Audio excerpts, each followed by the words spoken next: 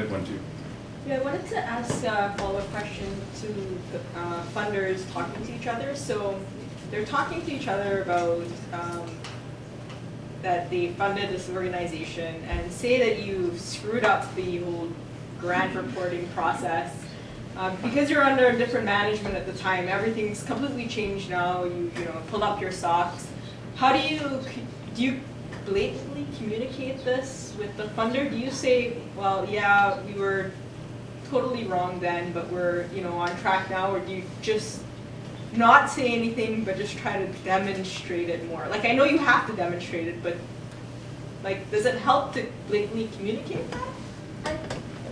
Sorry, can I? So I think that it depends on how you convey the message, right? So one of the things that I think funders are actually really interested in, and where organizations often don't realize or sometimes forget, is in organizational growth. So this notion that you have to do everything perfectly the first time around is, I think, a myth that we've really detrimentally constructed in our own heads.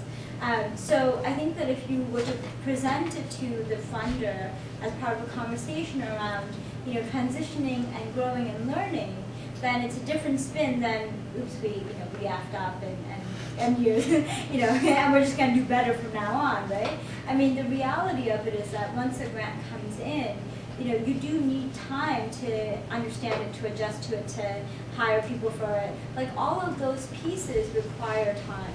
And I think you can just present it as part of this, this process of getting to the crux of what the funding is for.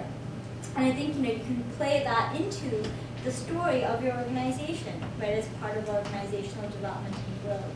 And thank them for being a part of it. So, anyway, that's my spin. My stance on that has always been, particularly if you have particular metrics that can show improvement, you acknowledge it showing your metric before versus your metric now. So you can say, look, we've had X improvement. The fact that you might not have been that great to start off with does kind of acknowledge that without being explicitly saying, hey, we've screwed up a lot in the past, which if they didn't know that, they might not, your grant proposal might not be the best place for them to find out. But at the same time, you can show very clearly you've had progress. You can tie it very well into a narrative saying, this is why you need to fund this more now, because we've had such progress and you can really capitalize on this. And I think that's a better approach to take, to say that we've now improved a lot, rather than explicitly acknowledging maybe that you've had problems in the past. Unless you know for sure, like absolutely for sure, that they are aware of it, in which case you might need to take a different tact. So if they are aware of it, then you'd say, talk to them directly? I've never been in that situation, and I have to think about it a lot more. I think that it's short and sweet and inherent, like just as Nimari was saying, that it's in, like, first of all, your board of directors and your executive staff is on that cover letter or that cover form.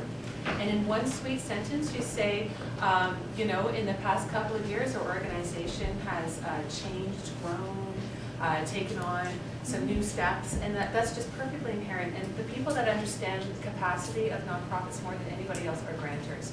They go to conferences, they get their newsletters, as the Grant Makers Association of Canada or the Grant Writers of Canada, and they're all talking amongst each other. And so it's just inherent. You don't have to make a big deal out of it. It's just it's inherent, I think. Would you agree?